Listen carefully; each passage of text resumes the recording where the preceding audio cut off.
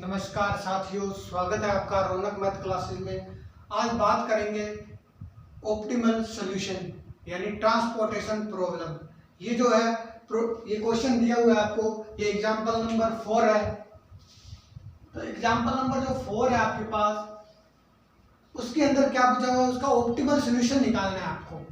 और अपने जानते हैं जब भी ऑप्टिमल सॉल्यूशन निकालते हैं उससे पहले आपको निकालना पड़ता है IBFS, initial basic feasible solution.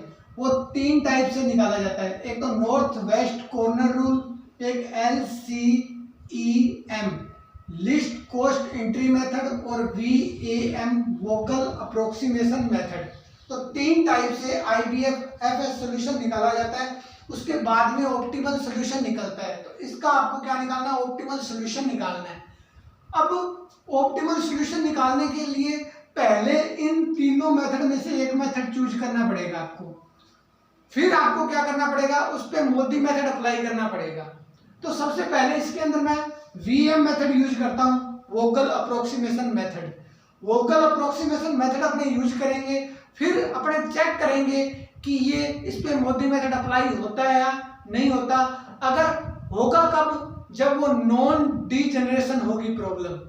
अगर वो डीजेनरेशन प्रॉब्लम है तो उसको नॉन डीजेनरेशन बनानी पड़ेगी। तो देखते हैं, सबसे पहला काम तो आपके पास ये है कि अगर आपको पहले आपको VM निकालना है, वोकल अप्रोक्सीमेशन मेथड निकालना है। उसके लिए क्या करते हैं, आपको क्वेश्चन जो दिया हुआ है वो आपको सोर्स दिए हुए हैं 3, 4 ही आपको डिमांड दी हुई है, 25, 32, 40, 23 और पूर्ति दे रखी है आपको सप्लाई 50, 40 और 30। सबसे पहले तो देखते हैं ये बैलेंस्ड है यानी 120 आ रहा है इसका। तो ये आपके पास क्या है, बैलेंस्ड है। अब आपको क्या करना है, वैन मेथड लगाना है। VAM वोकल अप्रोक्सीमेशन मेथड क्या कहता है, रो पेनल्टी बनाते हैं अपने, रो पेनल्टी और बनाते हैं कॉलम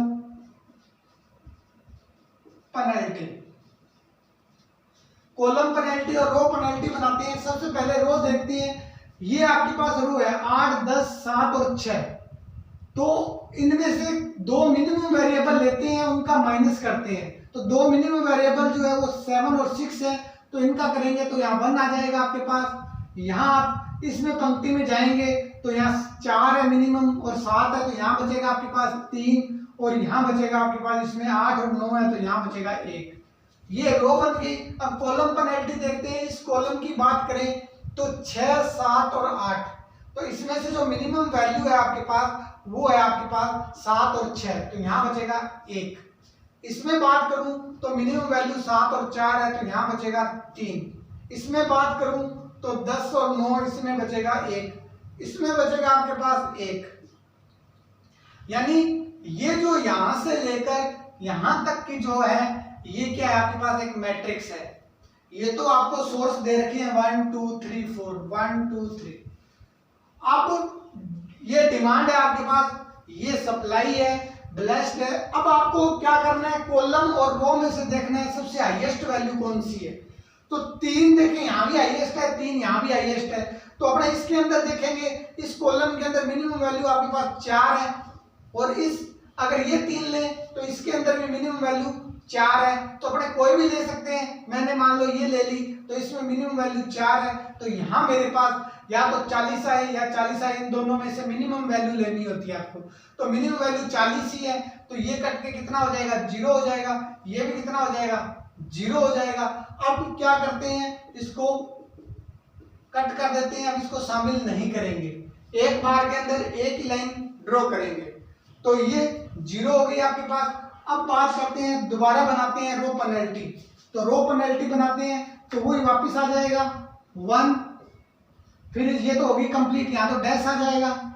ये होगी 8 और 9 में से 8 जाएगा तो 1, वापस 1 आ जाएगा। उसके बाद में अगर अपने इस रो कॉलम की बात करें तो 6 और 8, इसमें बचेगा 2, 7 और 10, इसमें बचेगा 3, 7, 10 और 11, इसमें बचेगा 1, 8 और 9 में से 1 जाएगा तो बचेगा 1 आपके पास। अब इधर देखो, इधर 1 आ रहा है, इधर 1 आ रहा है, तो हाईएस्ट वैल्यू कौन सी आ रही है? इसमें 3 आ रही है। तो अब इसको लेंगे अपने, तो ये कॉलम ले लेंगे, ये कॉलम लेंगे, तो इस कॉलम में सबसे मिनिमम वैल्यू कौन सी है? तो 7 मिनिमम वैल्यू है।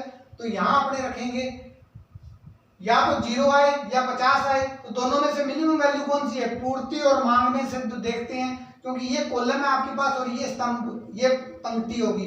तो 50 है, यहाँ 0 है, तो यहाँ 0 आएगा, तो 0 आएगा तो ये तो 50 ही रहेगा, और ये 0 रह जाएगी आपके पास, तो 50 ही पड़ा रहेगा वो वहां पे। अब बात करते हैं अपने, दोबारा बनाते हैं रो पेनल्टी। तो अब आपके पास क्या होगा? ये आ गया, तो ये इसको कट कर देंगे, अब इसको शामिल नहीं करेंगे, ये कट होगी। अब उसके बाद वापस देखें रो पेनल्टी के अंदर, तो 8 और 6, यानी यहाँ 2 आएगा आपके पास, ये कट होगी तो डैश हो जाएगा, और ये 9 8 यानी 1 आएगा यहाँ।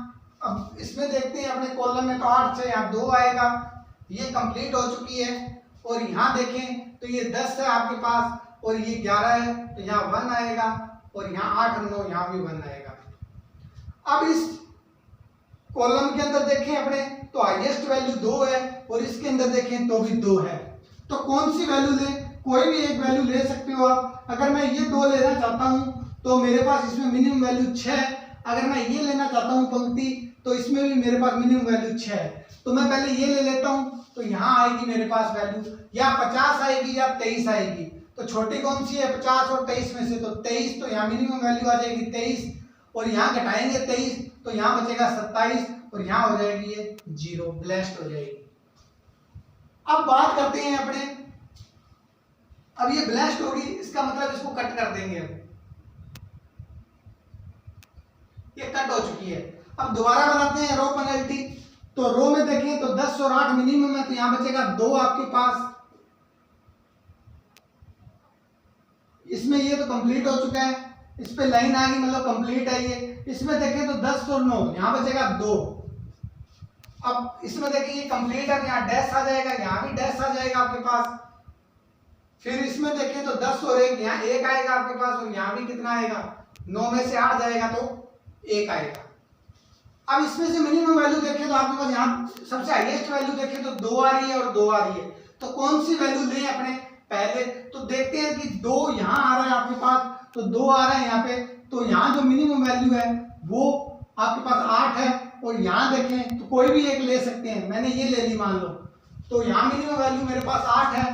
तो अगर देखें तो यहाँ तो 25 आ रहा है, यहाँ 27 आ रहा है, तो मिनिमम वैल्यू कौन सी है? 25 है, तो यहाँ 25 आ जाएगा, ये ब्लेस्ड होके 0 हो जाएगी। यहाँ 25 27 में से जाएगा तो यहाँ 2 बचेगा। अब ये 0 होगी, तो इसका मतलब ये कट हो जाएगी अब आपके पास। अब बात करते हैं अपने,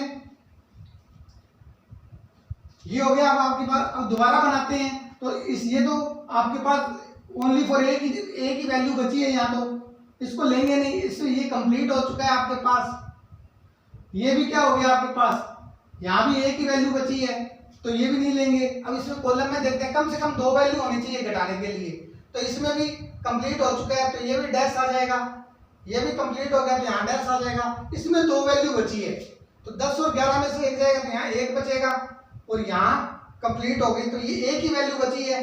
तो अपने इसमें जाएंगे कॉलम के अंदर, तो कॉलम के अंदर मिनिमम वैल्यू कौन सी है? 11 या 10 है, तो 10 है, तो कौन सी बची भी 2 ही है आपके पास, तो दोनों में से मिनिमम वैल्यू देख सकते हैं डायरेक्ट अपने। तो 10 है, तो 10 के सामने कितना है? यहाँ 2 है, यहाँ 32 है, तो मिनिमम वैल्यू कौन सी है? 2 है, तो यहाँ तो ये ब्लेस्ड हो जाएगा 0, यहाँ जाएगा तो ये बचेगा आपके पास 30। अब आपको ये कट करनी है वैल्यू, क्योंकि ये तो 0 होगी, तो ये भी कट हो जाएगी आपके पास, ये सारी वैल्यू कट होगी। अब आपने देना, आपके पास एक ही वैल्यू बची हुई है 11, इधर भी 30 बचा हुआ है, इधर भी 30 बचा हुआ है, बाकी सारी ब्लेस्ड हो चुकी है वैल्यू। इसका मतलब अभी तक आपने जो किया वो सही किया है कि यहाँ भी 30 है और यहाँ भी 30 है। अब यहाँ मिनिमम वैल्यू लेंगे, दोनों में से 30 लें, यहाँ 30, तो मिनिमम वैल्यू 30 है, तो 30 ले लिया आपने। अब बात करते हैं अपने, ये हो गया 0 और ये भी हो गया 0, तो यहाँ 0, यहाँ 0, यहाँ 0, यहाँ 0, 0, 0, 0, यानी ये ब्लेस्ड हो चुकी है वैल्यू सारी। और आपके पास जो ऑक्यूपाइड सेल आई है, अब आपने क्या देखना है, ये वोगल अप्रोक्सीमेशन मेथड लगाएं अपने, तो आपके पास जो आई बी एफ एस जो सॉल्यूशन आएगा आपके पास, वो कितना आएगा देखते हैं। 25 into 8 plus 2 into 10 plus 0 into 7 plus 23 into 6, फिर प्लस करें 40 इंटू 4, फिर प्लस करें 30 इंटू 11। अब ये देखो 0 इंटू 7 करेंगे तो ये 0 ही हो जाएगा, इसका मतलब इसको यहां से कैंसिल कर देते हैं, इसको अब नहीं लिखेंगे, सिर्फ प्लस में एक ही वैल्यू आएगी। अब आपके पास ये 5 वैल्यू बनती है आपके पास। तो अगर इसको हल करूं तो मैं 25 8 200, ये 20, ये 23, 138, फिर ये 160, फिर ये 330। तो अगर मैं इसको हल करूं तो मेरे पास जो वैल्यू आएगी वो आएगी मेरे पास, ये आएगी आपके पास 8, ये 3 6 9 9 3 12 12 14, ये 4 3 4 5 7 3 4 5 5 2 7 और 1 8, 848 रुपए ये वैल्यू आ रही है मेरे पास। अब इसमें स्टेप देखो कितने आ रहे हैं ऑक्यूपाइड के, 1 स्टेप 2 स्टेप 3 स्टेप 4 स्टेप और 5 स्टेप ही आ रहे हैं। आने कितने चाहिए थे? 6 आने चाहिए थे। कैसे? क्योंकि ये जो स्टेप आ रहा है ये तो ऑलरेडी 0 हो रहा है, इसका मतलब ये तो नॉन ऑक्यूपाइड सेल है आपके पास, ऑक्यूपाइड सेल नहीं है। 0 के अलावा कुछ वैल्यू आती तो ये ऑक्यूपाइड सेल होती है, तो 0 ही हो गया। तो इसका मतलब जो आपके पास m प्लस n -1 करके अपने देखते हैं तो 3 तो क्या है इसमें पंक्ति है और 4 क्या स्तंभ है, -1 बराबर आना चाहिए था 6, तो 6 ऑक्यूपाइड सेल आनी चाहिए थी, लेकिन आई कितनी आपके पास? टोटल 5 ही आई है, क्योंकि ये तो आपके पास 0 हो चुकी है, इसको काउंट नहीं करेंगे। तो इससे देखा आपने कि 6 आनी चाहिए थी लेकिन 5 आई आपके पास। अब आपको ये आपने क्या निकाला? IBFS initial basic feasible solution निकाला आपने। अब बात करेंगे इस पे अप्लाई करना है आपको मोदी मेथड। तो मोदी मेथड के बारे में देखेंगे अपने।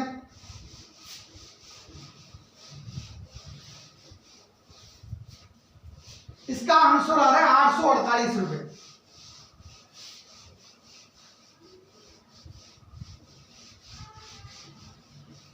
अब मैं टेबल बनाता हूं दोबारा और देखते हैं बड़े।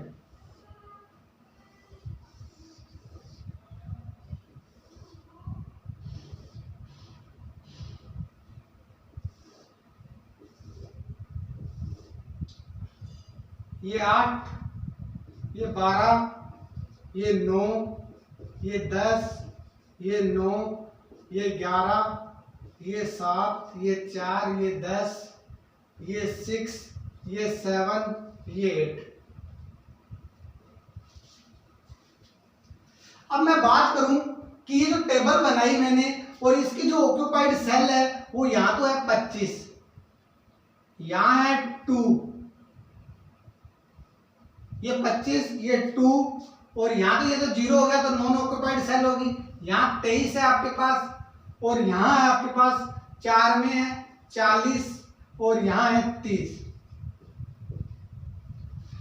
इस पे आपको मोदी मेथड अप्लाई करना है। तो मोदी मेथड क्या होता है उसके बारे में बात करते हैं। तो मोदी मेथड सबसे पहले जब अप्लाई कहां पे होता है ये देखना है कि मोदी मेथड जो होता है वो अप्लाई कहां पे होता है। तो सबसे पहले मोदी मेथड को अप्लाई करते हैं, वो अप्लाई कहां पे होता है? Non degeneration. नॉन डीजनरेशन जब वैल्यू आती है यानी m प्लस n-1 बराबर होता है नंबर ऑफ ऑक्यूपाइड सेल्स। तो ये दोनों बराबर होगी तभी मोदी मेथड अप्लाई होता है। लेकिन यहां इस क्वेश्चन की अगर बात करूं मैं तो ये तो 6 आ रहा है आपके पास, नंबर ऑफ ऑक्यूपाइड सेल कितनी आ रही है? 1 2 3 4 और 5 ही आ रही है आपके पास। इसका मतलब ये तो बराबर नहीं है, इसका मतलब ये बराबर नहीं है। अगर ये बराबर होता तभी मोदी मेथड अप्लाई होता। अब ये मोदी मेथड इसको बनाना पड़ेगा, यानी यहां आपके पास क्या है, इसको डी जनरेशन में क्या करना पड़ेगा, ये तो डी जनरेशन की प्रॉब्लम है।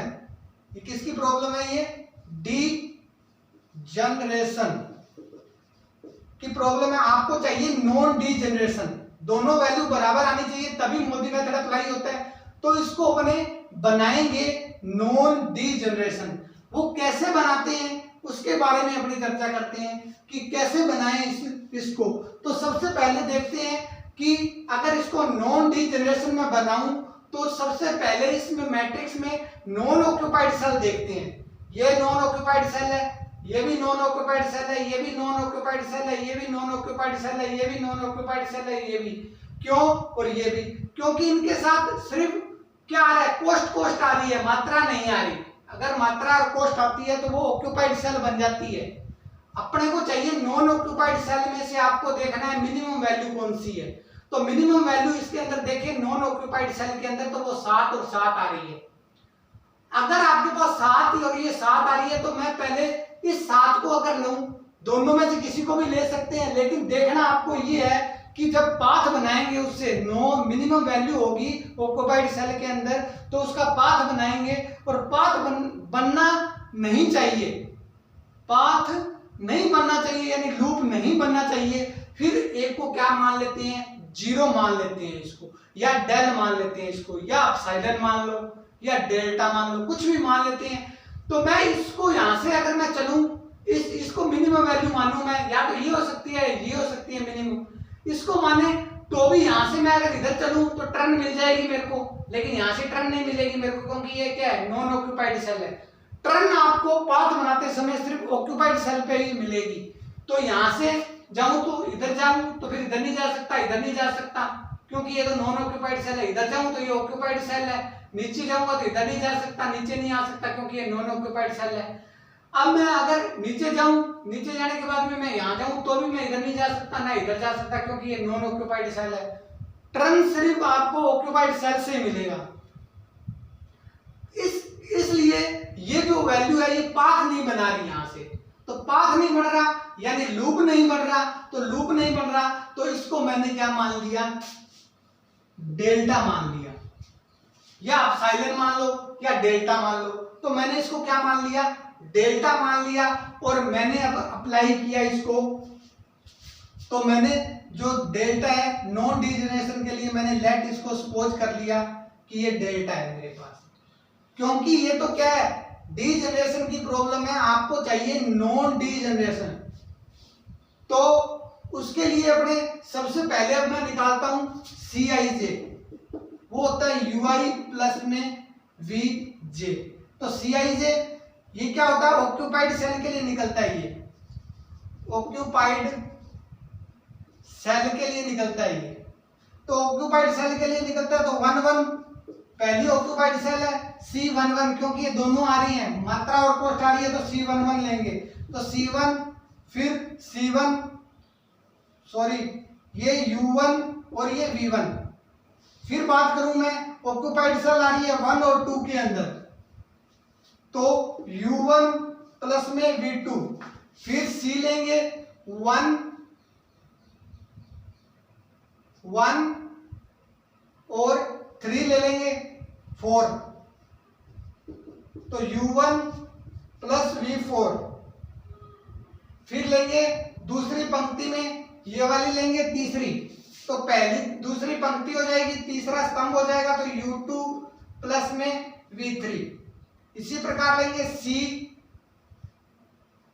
तीसरी पंक्ति और दूसरा स्तंभ तो U3 प्लस में V2। अब इनकी वैल्यू निकालेंगे अपने। आपको चाहिए U1 की वैल्यू, V1 की वैल्यू और U2 की वैल्यू। इसको मान लेते हैं U1, इसको U2, इसको U3, इसको V1, इसको V2, इसको V3 और इसको V4। तो इस प्रकार अपने क्या करेंगे? इसको V1 मान लेंगे, V2 मान लेंगे और V3 और V4 मान लेंगे। अब अपने को वैल्यू निकालनी है। वैल्यू निकालूंगा मैं तो सबसे पहले आपको एक 0 माननी पड़ती है इनमें से वैल्यू, चाहे किसी को ही मानो, V1 को मानो चाहे U1 को मानो। तो कैसे मानते हैं? सबसे ज्यादा ऑक्यूपाइड सेल इसमें आ रही है तो मैं लेट सपोज कर लेता हूं कि मेरे पास U1 जो है वो 0 है। एक वैल्यू आपने 0 माननी पड़ती है, U1 मैंने 0 मान लिया क्योंकि सबसे ज्यादा ऑक्यूपाइड सेल आ रही है इसके अंदर। अब इसमें रखूं मैं अगर वैल्यू, तो C11 की जो वैल्यू है वो 8 है, बराबर में U1 की वैल्यू 0 है और V1 की वैल्यू यहां से आ जाएगी आपके पास, V1 जो आएगा आपके पास वो आएगा 8। अब मैं यहां वैल्यू रखूंगा U1 की 0, V2 की वैल्यू और C12 की जो वैल्यू आ रही है वो आ रही है 10, तो यानी मेरे पास जो V2 की वैल्यू आएगी वो आएगी 10। U1 की वैल्यू 0, V4 की वैल्यू रखूंगा C14 की जो वैल्यू है मेरे पास है वो है 6, तो ये आ जाएगी V4 की वैल्यू आ जाएगी मेरे पास 6। अब V1 की वैल्यू निकाल दी, V2 की वैल्यू निकाल दी, V4 की वैल्यू निकाल दी। अब निकालेंगे अपने V2 की वैल्यू यहां रखेंगे 10, तो ये C32 की वैल्यू जो है वो है 11, U3 प्लस V2 की वैल्यू आपने निकाल दी 10, तो यहां से अगर मैं वैल्यू देखूं तो U3 की जो वैल्यू आएगी मेरे पास वो आएगी -1, ये U3 की वैल्यू है आपके पास, U3 की वैल्यू आएगी -1। अब बात करें अपने V3 की वैल्यू, 1 2 3 4 और 5 वैल्यू निकली आपके पास, तो आपने क्या किया, एक वैल्यू को क्या मान लिया आपने, डेल मान लिया था, ये 7।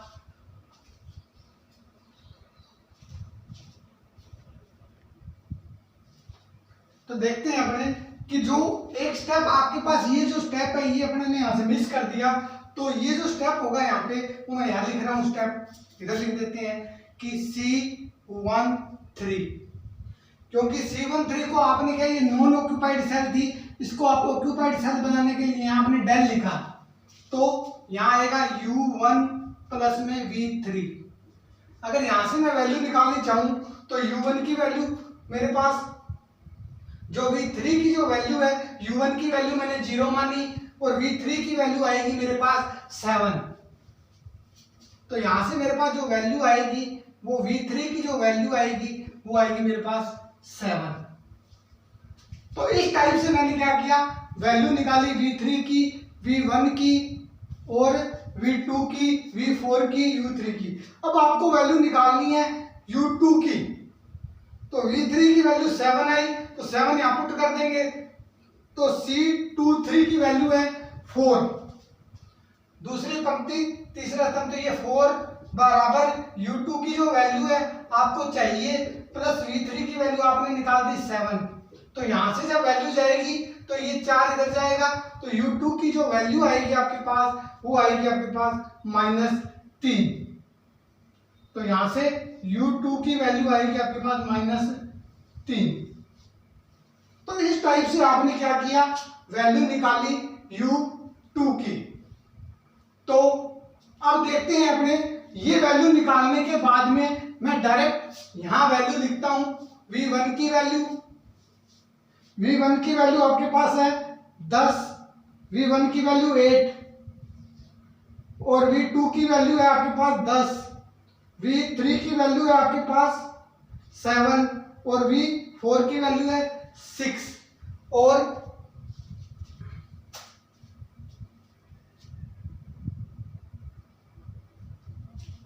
इसकी जो वैल्यू है U1 की वैल्यू आपने मानी 0, इसकी वैल्यू मानी, U2 की वैल्यू निकाली आपने -3 और U3 की वैल्यू निकाली -1। तो इस टाइप से आपने क्या किया, इनकी वैल्यू फाइंड की, और वैल्यू फाइंड करने के लिए आपने क्या निकाला, U1 की वैल्यू निकाली, U3 की वैल्यू निकाली, U3 की वैल्यू दोबारा चेक करते हैं कितनी आ रही है आपके पास, ये 10 इधर जाएगा तो ये +1 आएगी वैल्यू। तो इस टाइप से ये वैल्यू आ गई आपके पास। अब अपने ज्ञात करते हैं इसमें DIJ निकालते हैं, DIJ कितना होगा आपके पास,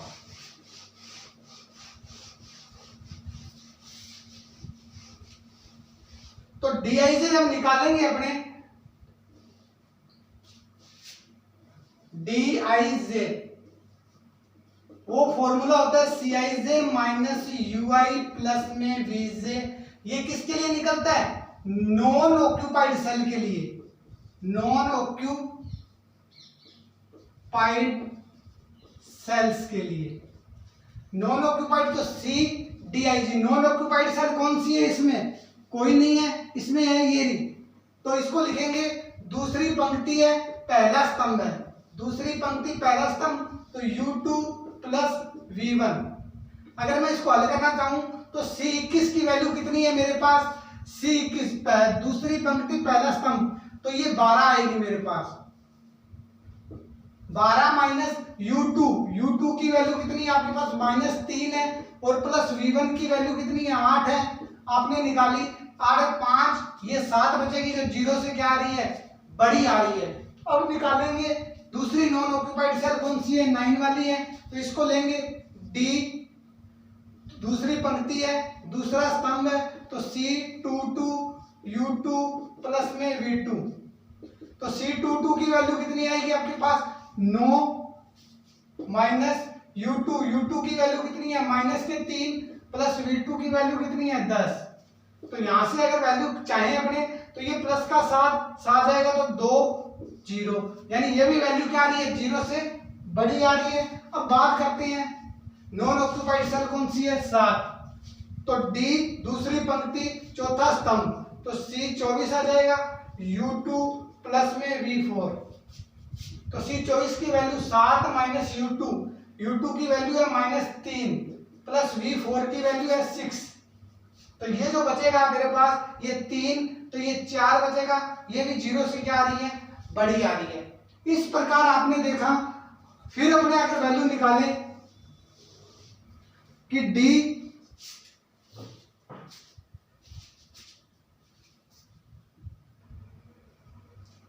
नेक्स्ट देखते हैं हमने कौन सी 2 और 4 ले लिया आपने, 2 और 4 ये वैल्यू ले ली। अब इसमें ऑक्यूपाइड सेल देखते हैं। ये जो है D तीसरी तो पंक्ति है और पहला स्तंभ है, तो C31 माइनस U3 प्लस में V1। तो C31 में वैल्यू 9 है, माइनस U3 की जो वैल्यू आपके पास वो 1 है, प्लस में V1 की वैल्यू 8 है, तो ये 9 माइनस 9 ये 0 हो जाएगी। फिर आपको क्या निकालना है? फिर वैल्यू निकालते हैं अपनी।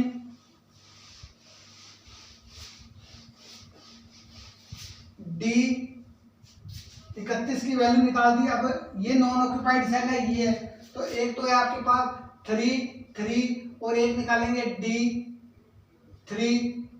4।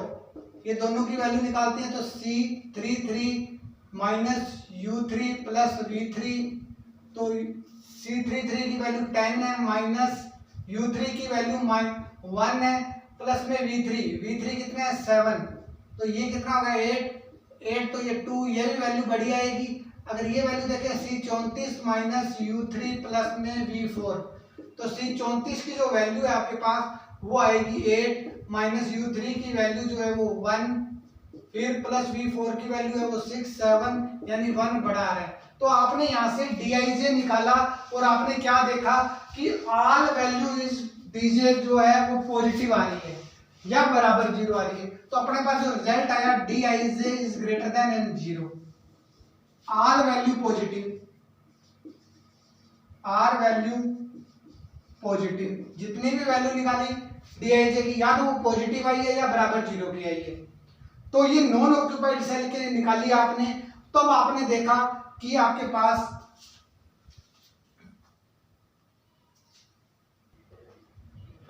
देखते हैं ऑल वैल्यू पॉजिटिव आ गई आपके पास। इसका मतलब क्या है? इसका मतलब ये है कि जो आपका IBFS आया था solution, initial basic physical solution आया था 848 रुपए, वो सेम रहने वाला है।